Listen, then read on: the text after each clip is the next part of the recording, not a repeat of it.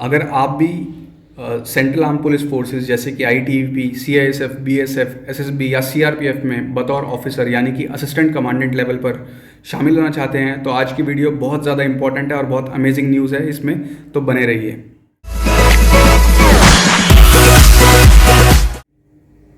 Hey, hello everyone.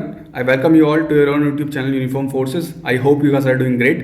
तो आज एक बहुत ही अमेजिंग गुड न्यूज़ है और वो ये है कि UPSC central arm police forces assistant commandant exam जो कि 4 अगस्त 2024 को शेड्यूल्ड है उसका नोटिफिकेशन आ चुका है और नोटिफिकेशन में 506 यानी कि 506 वैकेंसीज, बहुत ज़्यादा वैकेंसीज है, बहुत अमेजिंग अपॉर्चुनिटी है। सारी डिटेल्स कौन सी फोर्स में कितनी वैकेंसीज आई हुई हैं, कैसे आपको इस फॉर्म को भरना है, किन चीज़ों का ध्यान रखना है, सब चीज़ें डिस्कस करूंगा। But before starting the video, if you haven't subscribe to my channel, अगर आपने मेरा चैनल सब्सक्राइब नहीं किया, डू सब्सक्राइब इट बिकॉज ये फ्री ऑफ कॉस्ट है और इस तरीके का हेल्पफुल कंटेंट जो आपको सीएपीएफ एसी में मदद करेगा मैं लाता रहता हूँ। तो चलिए वीडियो शुरू करते हैं।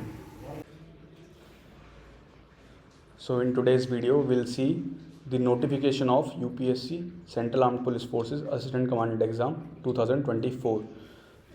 तो अभी नोटिफिकेशन आ गया है और बहुत ही मैं कहूँगा बेस्ट अपॉर्चुनिटी है ये सब लोगों के लिए जो भी कोई CAPF के अंदर assistant commandant as an officer शामिल होना चाहते हैं।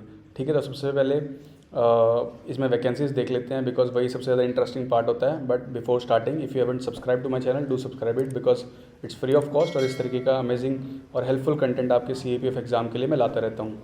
तो सबसे पहले हम देख लेते हैं वैकेंसीज़ कितनी है, इसके बाद बाकी चीज़ों पर बात करेंगे। तो वैकेंसीज जैसे आपको दिख रहा है BSF के अंदर 186 वैकेंसीज यानी 186 वैकेंसीज़ हैं, CRPF के अंदर 120 वैकेंसीज़ हैं, CISF के अंदर 100 वैकेंसीज़ हैं, ITBP के अंदर 58, SSB के अंदर 42 और इस तरीके से टोटल वैकेंसीज जो बनती हैं वो बनती हैं 506 वैकेंसीज़। ये एक बहुत ही अमेजिंग अपॉर्चुनिटी है जो भी कोई किसी भी फोर्स में जाना चाहता है, BSF के अंदर, CISF के अंदर, ITBP के अंदर, SSB के अंदर, क्योंकि बहुत सारी वैकेंसीज इसमें निकली हुई हैं। तो एक बहुत ही अच्छी अपॉर्चुनिटी है। बाकी चीज़ों को देख लेते हैं। ठीक है, तो सबसे पहले चीज़ जो ध्यान में देने वाली है वो है last date. Last date is 14 May 2024। इससे पहले आपको अपना एप्लीकेशन फॉर्म भर लेना है। Don't wait for the last day because उस टाइम पे बहुत रश होगा, हो सकता है वेबसाइट जो है डाउन हो जाए, सर्वर डाउन हो जाए, तो उन सब चीज़ों को अवॉइड करना है। 14 मई से पहले आपको एप्लीकेशन भर लेना है। अप्लाई कैसे करेंगे? आप अप्लाई करेंगे www.upsconline.nic.in, ये यहाँ पे लिखा हुआ है। ठीक है, अब किस तरीके से OTR क्या है, कैसे मॉडिफिकेशन करना है, वो सब चीज़ों पे आते हैं। बट उससे पहले हम देख लेते हैं कि एलिजिबिलिटी कंडीशन क्या है, क्या आप एलिजिबल हैं इस एग्ज़ाम को भरने के लिए।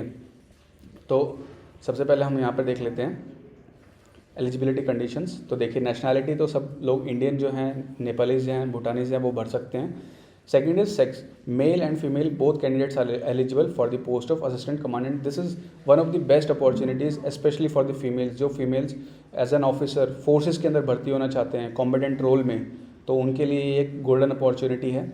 ठीक है, इसके बाद एज लिमिट की बात कर लेते हैं। तो आपकी एज 20 साल से ज़्यादा होनी चाहिए, मतलब you must have attend the age of 20 years, but you must not have attend the age of 25 years on 1 August 2024। यानी कि जो आने वाला 1 अगस्त 2024 है उस तक आपकी एज 25 ईयर्स नहीं होनी चाहिए। ठीक है, इसका मतलब क्या है? इसका मतलब ये है कि अगर आप 2004 के बाद पैदा हुए हैं, 1 अगस्त 2004 के बाद पैदा हुए हैं, तो आप एलिजिबल नहीं हैं बिकॉज आपकी उम्र बहुत कम है।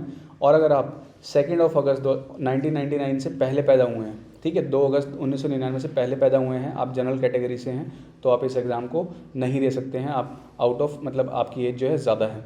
लेकिन इसी में कुछ लोग जो जनरल कैटेगरी से नहीं है बल्कि ST, ST या फिर सेंट्रल गवर्नमेंट एम्प्लॉय हैं, उनके लिए क्या रिलैक्सेशन है? तो पहला, जो लोग those candidates who belong to SC और ST कैटेगरी, उनको 5 ईयर्स का रिलैक्सेशन है। यानी कि उनकी एज 2 अगस्त 1994 से पहले की नहीं होनी चाहिए डेट ऑफ बर्थ। अगर नहीं है तो they are eligible SC ST candidates. इसी तरीके से OBC की बात करूं तो उनकी एज 2 अगस्त 1996 से पहले का बर्थ उनका नहीं होना चाहिए। ठीक है, और सेंट्रल सिविलियन एम्प्लॉयज़ की बात करूं तो 5 साल का उनको रिलैक्सेशन इसमें मिल जाएगा। तो आई होप कि यहाँ से चीज़ें क्लियर हैं आपको अपनी एज लिमिट के रिगार्डिंग। अगर फिर भी कोई डाउट है तो do ask me in the comment box, या फिर आप मेरे टेलीग्राम ग्रुप यूनिफॉर्म फोर्सेस को भी ज्वाइन कर सकते हैं और वहाँ पर भी अपना डाउट क्लियर कर सकते हैं मुझसे। ठीक है, इसके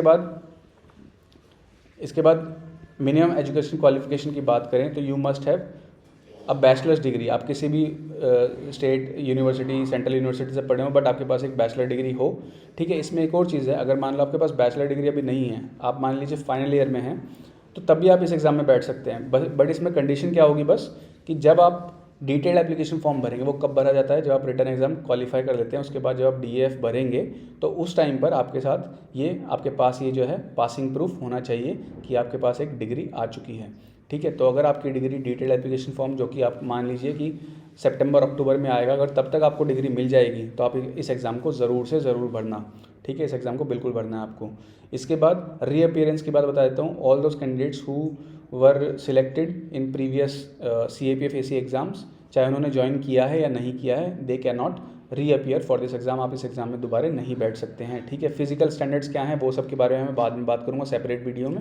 इसके बाद फ़ीस की बात कर लूँ तो फ़ीस जो है सबके लिए 200 रुपये है, एक्सेप्ट द फीमेल कैंडिडेट। जो भी फीमेल कैंडिडेट हैं, चाहे वो जनरल हैं, OBC हैं, SC ST हैं, ठीक है। इसके अलावा जो SC ST कैंडिडेट्स हैं, चाहे मेल है फीमेल है, उन सबको फ़ीस नहीं देनी पड़ेगी। बाकी सबको चाहे OBC हैं या EWS हैं, जनरल हैं, सबको देनी पड़ेगी, ठीक है, ठीक है। ये चीज़ है।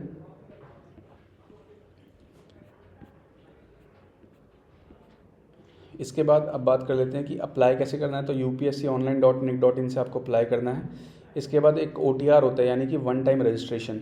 तो वन टाइम रजिस्ट्रेशन क्या है कि अगर आपको कोई भी एग्ज़ाम पे अप्लाई करना है UPSC के, तो पहले आपको एक वन टाइम रजिस्ट्रेशन करना होगा। वो लाइफ में आप एक ही बार करोगे, ठीक है। लेकिन अगर उसमें कुछ गलती हो गई है, आपको मान लो अपना पर्सनल डिटेल चेंज करना है, एड्रेस चेंज करना है, तो आपको 7 दिन का मौका मिलेगा, ठीक है। किससे 7 दिन का? जब आपका ये एप्लीकेशन आप CAPF AC का फॉर्म भर देंगे उसके बाद से 7 दिन का, ठीक है। तो यानी आप अपने OTR को 14 मई से लेकर 21 मई के बीच जो है इसमें मॉडिफाई कर सकते हैं, कुछ चीज़ें चेंज कर सकते हैं, लेकिन वो एक ही बार चेंज कर पाएंगे। तो अपनी चीज़ों को बड़े ध्यान से फिल आउट करें।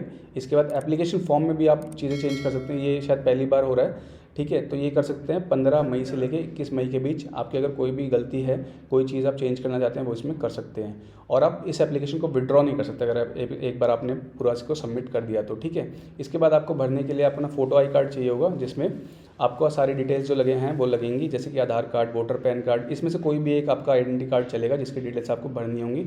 स्कैन करके या फिर फ़ोटो खींच के भी आप कर सकते हैं। लास्ट डेट दोबारा बता दूं, 14 मई 2024 है, शाम के 6 बजे। बट इस दिन का वेट बिल्कुल भी नहीं करना है, इससे पहले आपको इसको भर लेना है। और जो OMR शीट है उसको कैसे भरते हैं वो सब चीज़ें मैं जो है लाऊंगा। बट एक चीज़ और बता दूं कि अगर कोई भी आपको प्रॉब्लम होती है, आप UPSC के ऑफिस में जा सकते हैं, उनके C गेट से एंटर कर सकते हैं, या फिर टेलीफोन नंबर्स ये दे रखे हैं, वर्किंग डेज़ में आप कॉल कर सकते हैं 10 बजे से लेके 5 बजे तक। बाकी सारी डिटेल्स जो हैं कैसे कैसे करनी है वो सब सेपरेट वीडियो में बता दूंगा। बट ये बहुत ही अच्छी अपॉर्चुनिटी है, डोंट मिस इट। आप इसे एक गुड लक समझ लीजिए या फिर UPSC की मेहरबानी समझ लीजिए कि इतनी ज़्यादा वैकेंसीज हमारे पास आई हैं, तो ये मौका हमें बिल्कुल भी नहीं छोड़ना है।